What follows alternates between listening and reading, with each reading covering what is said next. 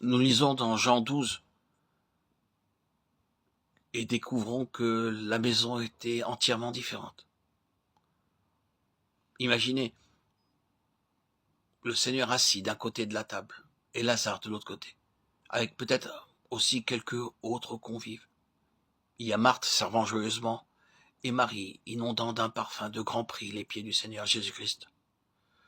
Ces 5 choses parlent de grâce pour une vie triomphante, un heureux foyer, une église vivante. Très tendrement et très joyeusement, ils ont fait du Seigneur Jésus-Christ le chef de la famille. Jusque-là, il n'avait été qu'un invité. Chaque fois qu'il venait, elle le recevait comme un convive, l'honorait, lui donnait de la nourriture, l'entretenait. Il n'était alors qu'un invité, mais maintenant, elles ont découvert par expérience qu'il est leur Seigneur, leur Sauveur et leur Créateur, et qu'il doit être le chef du foyer et de leur vie. Ainsi, elles lui ont donné la direction de tout. Lorsqu'elles étaient dans la peine, beaucoup sont venus pour les consoler et les réconforter. Mais ils ne pouvaient pas les sortir de leur chagrin. Ils ne pouvaient pas faire sortir Lazare du tombeau. Mais le Seigneur Jésus résolut tous leurs problèmes, sécha leurs pleurs et leurs larmes, et fit tourner leur chagrin en joie. Ainsi, volontairement et joyeusement, ils ont fait de lui le chef de la famille.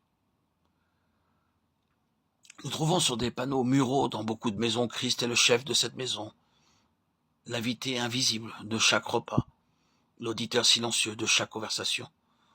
Toutefois, le Seigneur est le chef sur le mur seulement. En fait, il y a quelqu'un d'autre. C'est peut-être l'épouse, et non le Seigneur Jésus. Le mari amène l'argent seulement, mais l'épouse contrôle tout. Bien des décisions importantes sont prises par les épouses. Elles peuvent très facilement changer les pensées de leur mari. Le Seigneur Jésus est le chef d'une maison heureuse. Il doit être la tête vivante dans toutes les activités, dans tous nos projets, dans tout ce que nous faisons.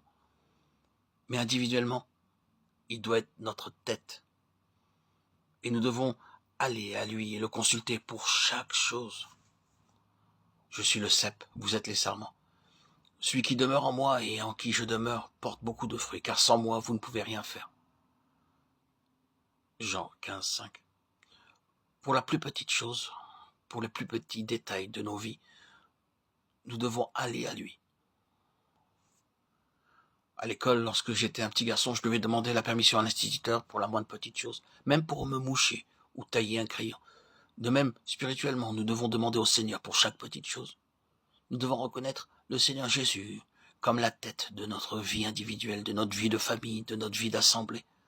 Avant de faire un projet de prière ou pour un travail personnel, nous devons aller au Seigneur et faire nos plans en sa présence. Mais en réalité, nous allons à lui pour les choses importantes et non pour les petites choses. Et c'est une erreur. Dieu doit être notre ami, notre compagnon pour toute chose, petite ou grande.